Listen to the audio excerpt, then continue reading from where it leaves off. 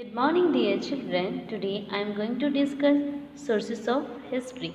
Chapter number 1. Early in the morning, you receive a newspaper which makes you aware of the daily events and incidents. After some time, these events become the past.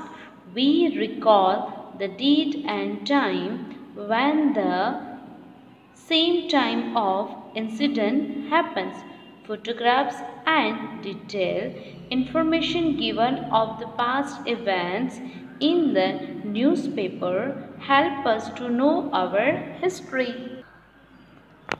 In the above painting, you can see a stamp, an ideal, a seed, utensils, vessels, and various other tools. We come to know history through such sources. It is necessary to have a knowledge of the past and to know and understand the present situation. We know history of thousands of years from old or ancient buildings, forts, temples, stepwells and other sites. Let us understand these with the help of an activity. जब सुबह आप उठते हो, आपके घर पे क्या आता है?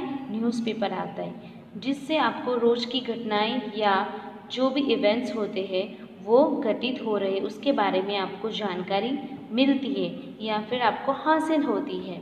एक बार ये घटनाएं घटित हो चुकी है उसके बारे में ये कल का हिस्सा बन जाती है। अगर उसी तरह की घटनाएं दोबारा होती है तो हम पहली वाली घटना की डेट और समय को याद करते हैं। फोटोग्राफ्स और उसके बारे में डिटेल में जानकारी मिलने से जो भी न्यूज़पेपर में छपता है वो पहले से जो घटनाएं हुई है उसके बारे में हमें जानकारी मिलती है। But whatever the things I talk, this it happens in today's world. But in the ancient time, people don't have any kind of technology or facility. But in the ancient time, people they don't have any kind of facilities or technology. But right now we have a smartphone, so whatever we like to collect, we can collect. We can take pictures and video, etc. When collecting articles, photographs and pictures of paintings, we gather historical informations. You might even know some people who have a collections of old paintings, photographs, coins, stamps and written information.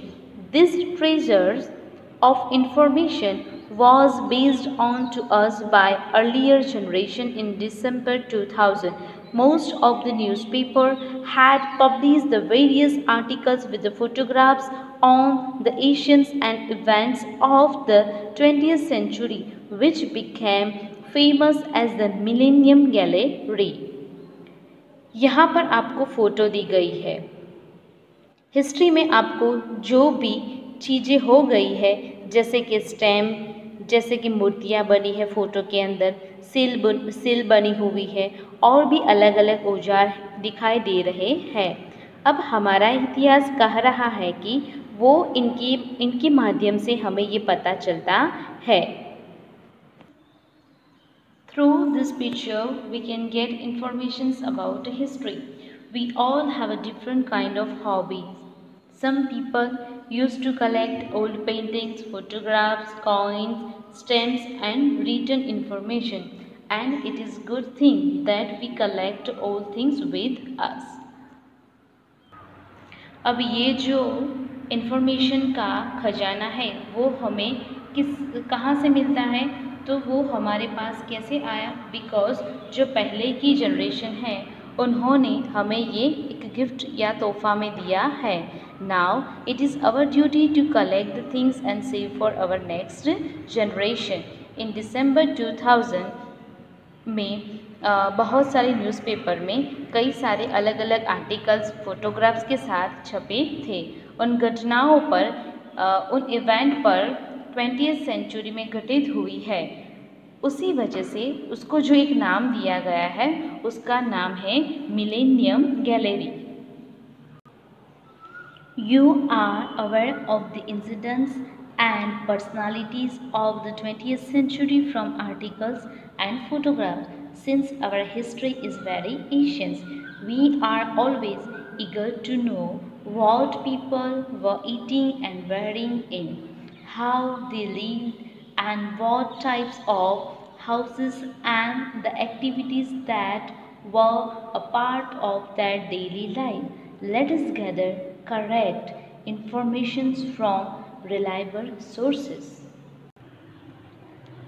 We all are aware of incidents, personalities of 20th century from articles and photographs. जो भी घटनाएं थी, जो भी personalities 20th century के, उनके बारे में आपको जानकारी आर्टिकल्स और फोटोग्राफ्स की मदद से मिलती है, क्योंकि हमारा इतिहास बहुत पुराना है। हमें ये हमेशा जिज्ञासा होती है कि उस समय में क्या लोग पहनते होंगे, लोग क्या खाना खाते होंगे, उनका पहरवेश क्या होगा, किस तरह की घरों में वो रहते होंगे, किस तरह की उन लोगों का मकान होगा, किस तरह की जो लोग हैं वो एक्टिविटी अपनी डेली लाइफ में करते होंगे। वो सब इंफॉर्मेशन इकट्ठी कर रहे हैं। वो बहुत ही रिलायबल सोर्सेस है जिससे हमें वो जानकारी मिलती है। ताड़पत्रा and भोजपत्रा। ताड़पत्रास। We can know about the past through various sources. The Tadpatra and the Bhojpatra manuscripts, written mostly in the Brahmi script, are some of them. Bhojpatras are made from the skin of a tree named Bhoj. बहुत अलग अलग sources हैं जिनकी मदद से हमें हमारा इतिहास के बारे में पता चलता है। ताड़पत्रास and भोजपत्रास manuscript written mostly in the Brahmi script are some of them. अब ये जो भोजपत्र है, जो पेड़ के छाल से होते हैं, जिसका नाम होता है बोझ। Although most of the Brahmi manuscripts have been destroyed by insects, some are still preserved in temples, vihars, libraries and government museums. Using these sources, we get a lot of information about kings, administrations and public life in ancient times. अब जो Brahmi manuscript की बहुत सारी manuscript थी वो insect द्वारा खराब हो गई थी, पर कुछ जो उसमें से बचा गया है प्रिजर्व संरक्षण के द्वारा रखा गया है temples, Vihar, libraries and government museums. अब ये सब सोर्सेस है जो बहुत सारी इंफॉर्मेशन मिलती है। उस ज़माने के जो राजा होते होंगे वो किस तरह का उसका राजकाज होगा, वहाँ की जो पब्लिक होती है वो कैसे वहाँ पे रहती होगी, उस समय में उसके बारे में हमें जानकारी मिलती है। Now records in stone inscription. Inscription means जो पत्थरों के ऊपर जो लिखा जाता है उसको इंस्क्रिप्शंस कहते हैं। In ancient time, main incidents like achievements of king, writing of order, and treaties with other state were carved on stones or metal plates. These metal plates and stone writing known as inscription exist even today and are preserved in archives such as the National Archives of Delhi.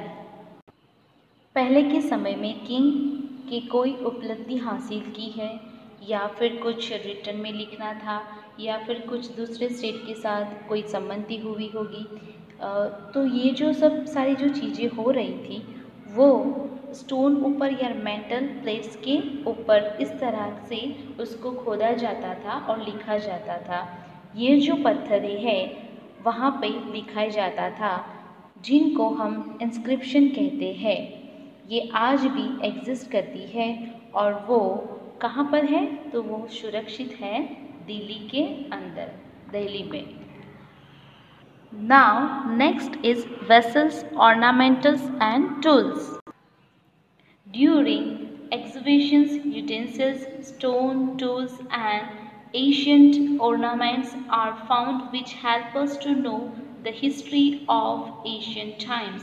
Based on picture 1.4, gather information on similar objects found from an exhibition site near your residence. Just as archaeologists do, we too can know the history of ancient times from old coins, stone inscription, paintings and metal plates. पुराने ज़माने की जो भी चीज़ें मिलती है उसकी वजह से हमें हमारी हिस्ट्री के बारे में जानकारी या फिर हम बोलते हैं इंफॉर्मेशन मिलती है। Now what you have to do, find out in your nearest place. आपकी जो नज़दीक में कोई भी जगह होगी वहाँ पे भी आपको कुछ पुरानी चीज़ें मिलती होगी। आप अपनी नज़दीक में कोई भी जगह है वहाँ पे देखो कि कहाँ पे खुदाई का काम चल रहा है, वहाँ पे ऐसी जगह पे आपको ये सारी इन्फॉर्मेशन मिलती रहेगी। We now know that there are various sources from which we can get authentic historical information. Let us collect the sources from which we can gather the history of our town, city or village. अभी हम सबको पता चल गया है कि हमें ये जो सारी चीज़ें हैं वो कहाँ से मिलती है। तो हमें क्या करना है, अभी हमारे आसपास या फिर आप कभी घूमने के लिए गए हो तो उसको वहाँ पे अगर मिलती है तो उसको हमें कलेक्ट करके अपने पास रखना है टू नो द हिस्ट्री।